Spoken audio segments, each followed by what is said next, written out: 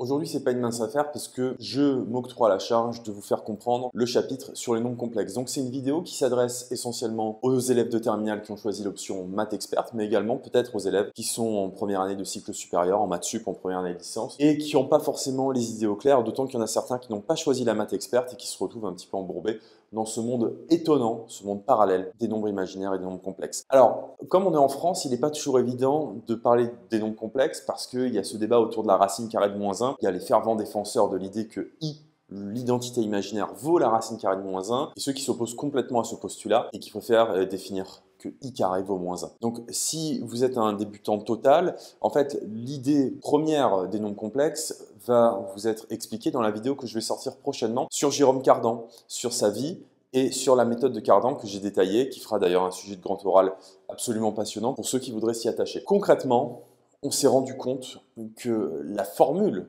de Cardan fonctionnait tout le temps, mais qu'il y avait des cas quand même où il fallait passer dans un drôle de mode avec des racines carrées de nombres négatifs. Mais qu'après, il y avait des simplifications qui apparaissaient et que finalement, ça marchait très bien. Donc les mathématiciens, les penseurs ont évolué sur la question. Euler a inventé cette écriture commode qui est que I vaut la racine carrée de -1. Donc ça, c'est Euler, d'accord? Et ensuite, Gauss arrive et met un petit peu plus de structure dans le cambouis et dit que, en fait, un nombre, traditionnellement qu'on appelle Z, eh bien, il peut être sur la droite des réels, c'est les nombres qu'on connaît, 1, 2, pi, racine de 2, etc. Donc avec une partie réelle qu'on appelle petit a, plus une partie imaginaire, donc I, il reprend l'expression de son prédécesseur Euler, multiplié par B. Et B, c'est également un nombre réel. Et là, en fait, il vient de donner une interprétation géométrique des choses. C'est-à-dire que Z, c'est un couple. Z, on peut l'écrire A, point virgule, B.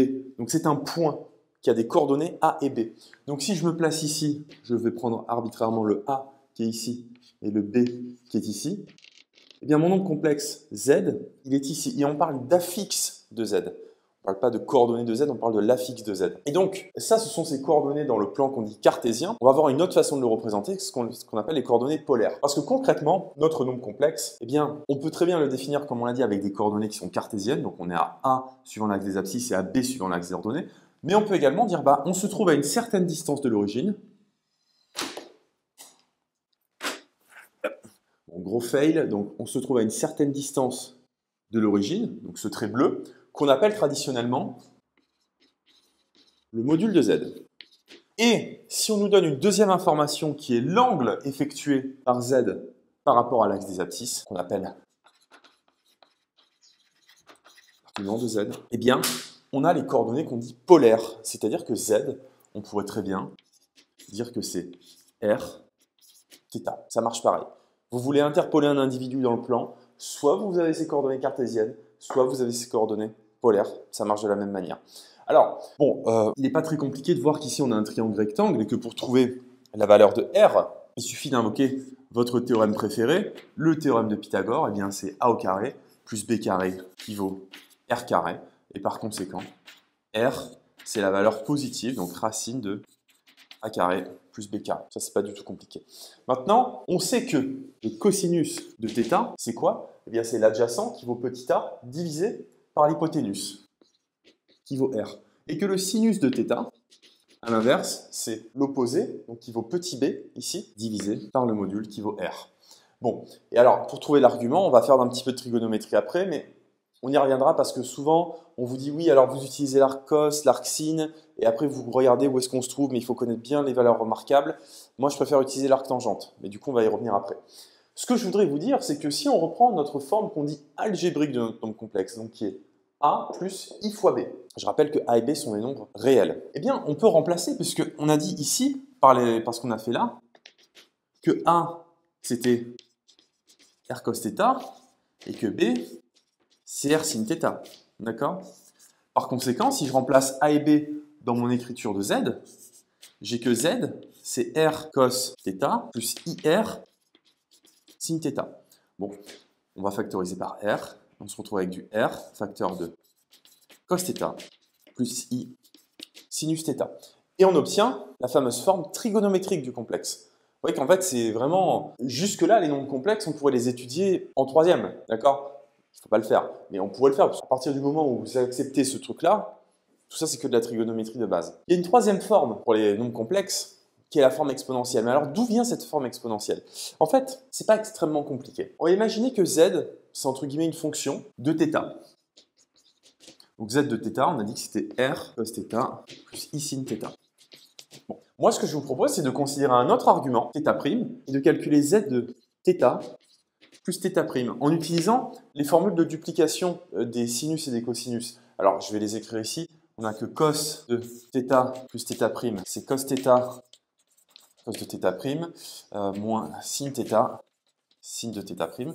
Donc ça, c'est un truc à connaître, c'est important quand même. Et que le sinus de θ plus θ', c'est sin θ cos θ' plus sinus θ' cos θ. Alors si vous utilisez ces formules là-dedans et que vous remplacez, on a du r de cos θ plus θ' plus i sinus de θ plus θ', faites le calcul, je ne vais pas le développer parce que ça rendrait juste la vidéo trop longue pour rien. On va obtenir z de θ fois z de θ'. C'est ça qu'on va obtenir. Si on calcule z de 0, c'est quoi? Bah, c'est r fois cos de 0 qui fait 1 plus i fois sinus de 0 qui fait 0. Donc ça fait 0 et ça fait 1. Donc finalement, ça fait r tout ça.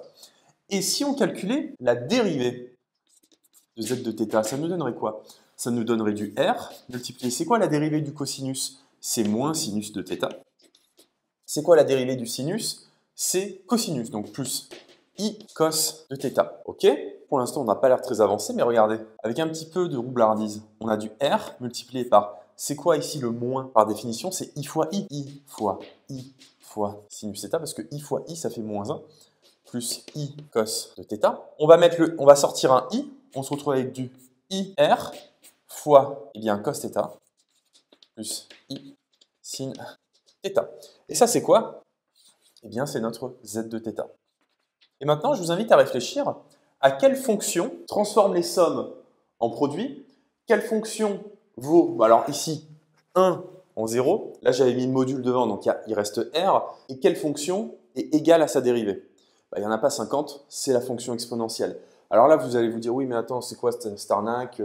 Z de 0, ça ne fait pas 1, ça fait R, et Z' de θ, ça ne fait pas exactement Z de θ. Oui, mais regardez, si on prend notre fonction exponentielle, alors je vais me faire un petit peu de place ici, qu'on note que Z, c'est R exponentielle de Iθ.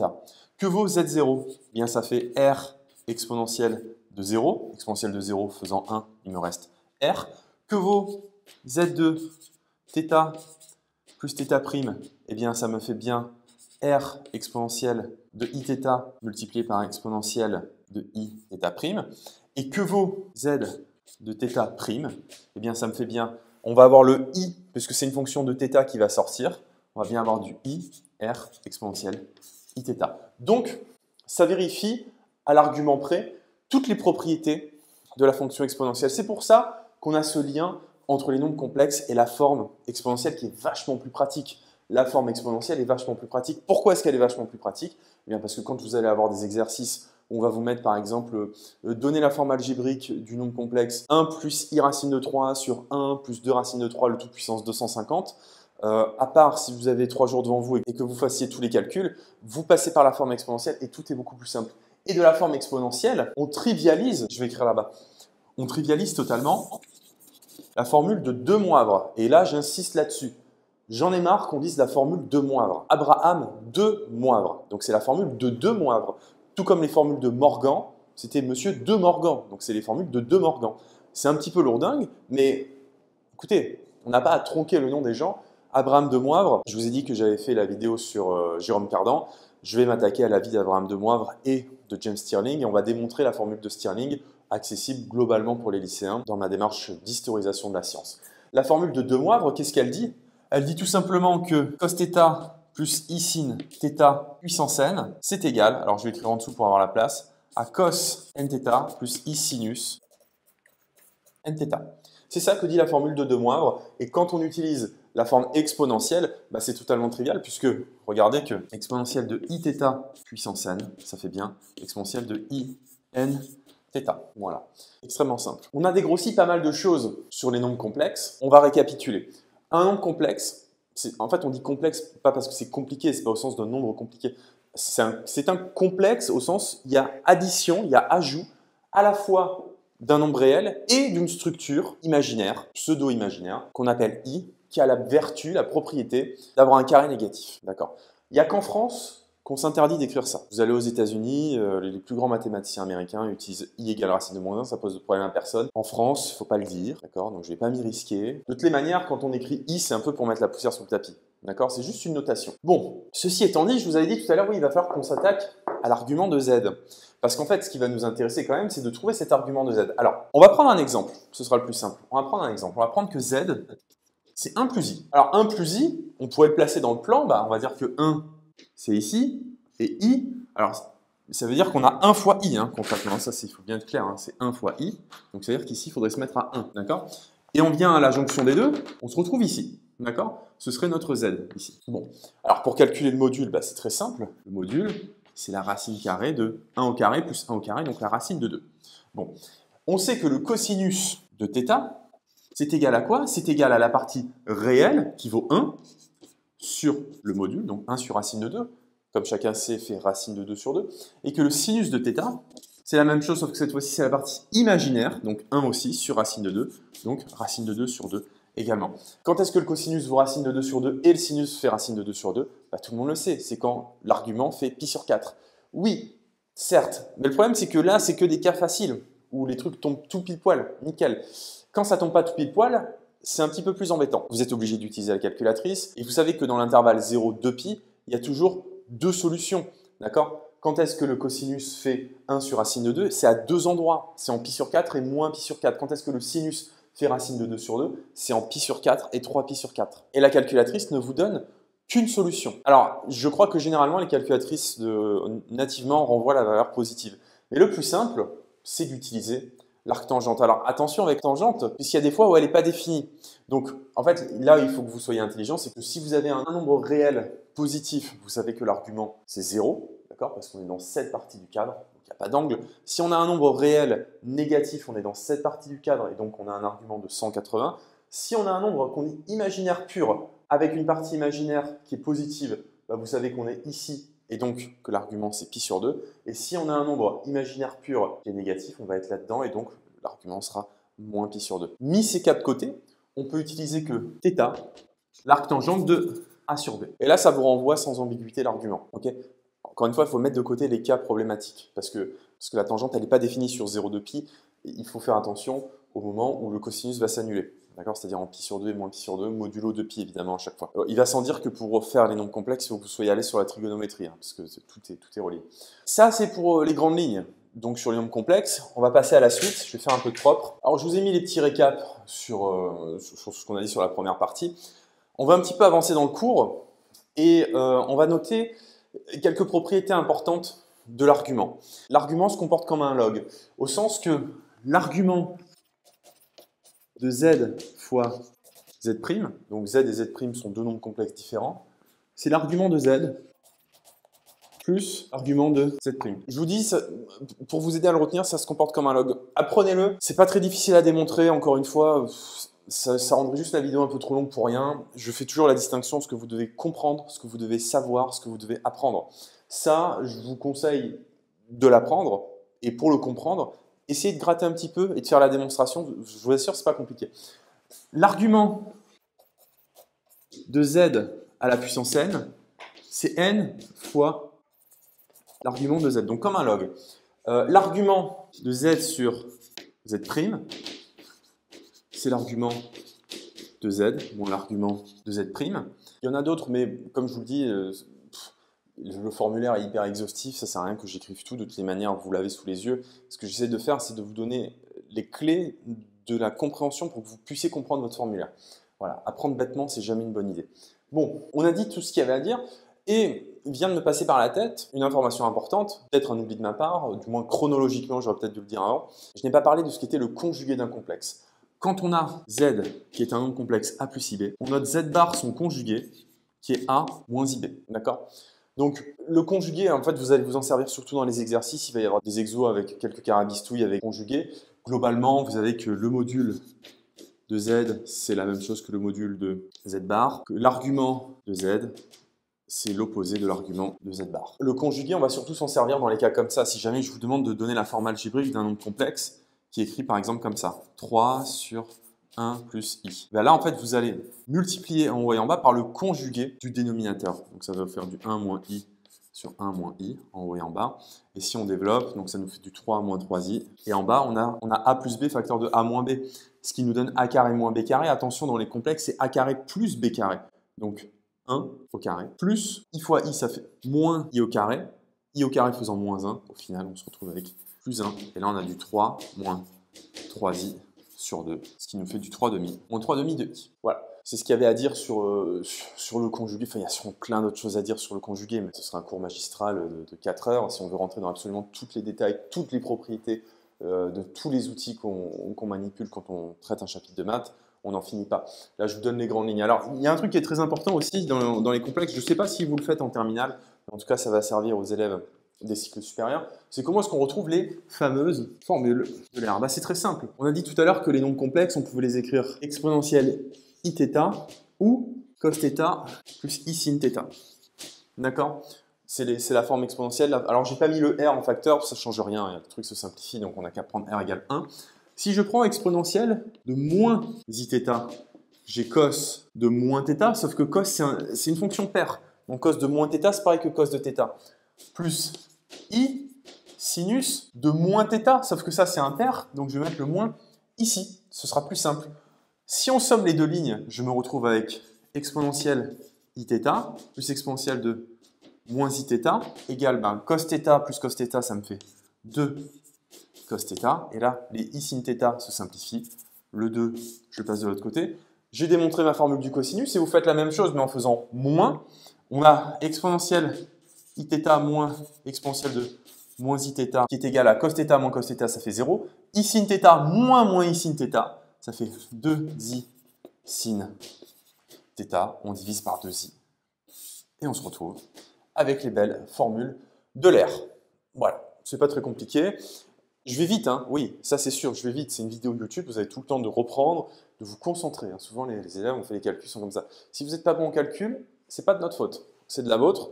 Et donc, c'est à vous de réparer vos défaillances du passé. Voilà, le calcul, ce sont les prérogatives pour comprendre les mathématiques. Il n'y a absolument rien de compliqué dans ce que je viens de faire. Je pense que, algébriquement parlant, un élève qui est extrêmement au point au collège peut comprendre les opérations que je viens de faire. Voilà. Donc reprenez ça avec le temps dont vous avez besoin. Ce sont les formules de l'air et elles sont extrêmement pratiques, notamment pour démontrer des trucs assez rigolos du style cos θ égale 2. D'accord? Bah oui, cos θ, ça ne peut pas faire 2. Hein. Cosinus, c'est compris entre moins 1 et 1. Mais dans le monde étonnant des nombres complexes, on peut s'en sortir. Cos θ égale 2, on utilise des formules de l'air, hop, on simplifie, clac, clac, ça se fait. Bon, on a dit pas mal de choses là sur les complexes et je voudrais quand même vous montrer un petit truc important qui va vous permettre de résoudre des équations polynomiales avec des coefficients complexes. Vous savez résoudre des trucs de la forme ax carré plus bx plus c. Vous allez avoir des extensions dans le corps des complexes avec des solutions avec un i devant, c'est-à-dire que dans le corps des complexes, les polynômes de degré 2 ont toujours deux solutions. Alors il y a des solutions qui sont doubles, mais dans tous les cas, il y a des solutions. Un polynôme de degré n a n solutions complexes. Il y en a qui peuvent être doubles, mais il y a n solutions. Néanmoins, parfois, vous allez avoir des équations de ce type-là. Alors, on va faire deux exemples. On va prendre une équation, donc on va prendre un polynôme p de x qui vaut x carré plus x plus 1. Voilà, je ne m'embête pas. Delta, c'est donc b carré qui fait 1 moins 4, donc ça fait moins 3. Bon, on est embêté, on n'a pas de solution dans R, mais dans C, on en a. Oui, alors c'est pareil, défaillance. On note grand C, le corps des complexes. Hein, les complexes, c'est pas R pour les nombres réels, mais c'est grand C. Et R est inclus dans C. D'accord? J'aime bien aussi avoir les idées qui viennent comme ça. Alors, la première solution, c'est la même chose. Hein. C'est moins b, moins i racine de moins delta sur 2a, et x2, c'est moins b plus i racine de moins delta sur 2a. C'est les mêmes formules, sauf qu'on va avoir le i devant et on va avoir du moins delta. Okay, c'est la même chose. Vous avez toujours vos deux solutions. Maintenant, il peut arriver que vous vous retrouviez avec des choses moins reluisantes. Par exemple, x carré plus 3 moins i x plus 4 moins 2i. Et on vous demande de trouver les solutions de ce truc-là. Bien, on va faire notre discriminant. Delta, donc c'est b carré, donc 3 moins i au carré, moins 4 fois 1 fois 4 moins 2i. 3 moins i au carré, ça nous fait du 9, moins 6i plus i au carré, donc moins 1, Ensuite, moins 16 plus 8i. Alors, 9 moins 1, ça fait 8. 8 moins 16, ça fait moins 8. Et là, on a plus 2i. Voilà, si je ne me suis pas trompé. C'est ça notre delta. Mais là, vous savez que dans tous les cas, on a besoin de la racine de delta. Donc, il nous faut trouver la racine de ce nombre complexe. Il nous faut trouver un nombre complexe z égale 1 plus ib, tel que z au carré égale moins 8 plus 2i. D'accord? Donc, ça veut dire quoi? Ça veut dire que z carré, c'est quoi? Z carré, c'est a au carré plus 2aib. Bon, le a, le i, le b, c'est commutatif, vous le mettez dans l'ordre que vous voulez. Moins b carré. Si on fait une identification, on n'a que a carré moins b carré, ça doit être notre partie réelle, donc moins 8. On n'a que 2aib, donc on va dire que 2ab, c'est notre partie imaginaire. Ici, c'est celle qui dépend de i, donc c'est 2. Et là, en fait, on ne va pas s'en sortir avec ces solutions-là. J'ai fait une petite erreur du calcul, donc j'ai repris un truc. C'est qu'il va nous falloir le module de z au carré, c'est-à-dire a carré plus b carré. Bah ça, ce sera égal au module de ce truc-là. Et le module de ce truc-là, c'est la racine de 68. D'accord? Donc on se retrouve avec a carré plus b carré égale racine de 68. Alors, maintenant, comment on trouve a et b? C'est pas extrêmement compliqué. On va sommer ces deux lignes. On se retrouve avec du 2a carré égale racine de 68 moins 8. Donc a carré égale ça sur 2. Et là, bon, c'est vrai que le résultat, j'aurais peut-être dû réfléchir à une racine carrée qui marche bien du premier coup. On va passer à la racine carrée de tout ça avec un plus ou moins devant. Un plus ou moins devant. On fait la même chose pour b, mais en soustrayant, on va faire ça moins ça. On se retrouve avec 2b carré qui est égal à racine de 68 plus 8. On divise tout par 2. On peut simplifier tout ça. Hein. Racine de 68, ça peut se simplifier, mais ce n'est pas le propos. Et ensuite, on passe à la racine carrée. Donc, on va avoir notre racine carrée de tout ça avec un plus ou moins devant. Ok. C'est abject. Ne rédigez pas comme ça sur une copie. Hein. Encore une fois, ce sera peut-être pas apprécié. C'est comme ça que j'ai envie de faire les choses, pour vous transmettre le savoir. Après, entraînez-vous à trouver des racines complexes. Ensuite, il va nous falloir savoir si on prend le A positif et le B négatif, le B positif, le A négatif ou l'inverse. C'est avec ça qu'on va s'en sortir. Il faut que A fois B soit positif. Donc on a soit notre A positif et le B qui est positif, soit le A négatif et le B qui est négatif. Si ça avait été moins 2 ici, on aurait pris le A positif et le B négatif et le A négatif et le B positif. En sommant. Alors pour simplifier, pour imaginer les choses, on va prendre des arrondis qui sont vraiment pas fiables. Ça, c'est un petit peu plus grand que 8, donc on va dire que c'est 8,5. 8,5 moins 8, ça fait donc 1 demi. Là, on a du 1 quart, et racine de 1 quart, ça fait 1 demi. D'accord?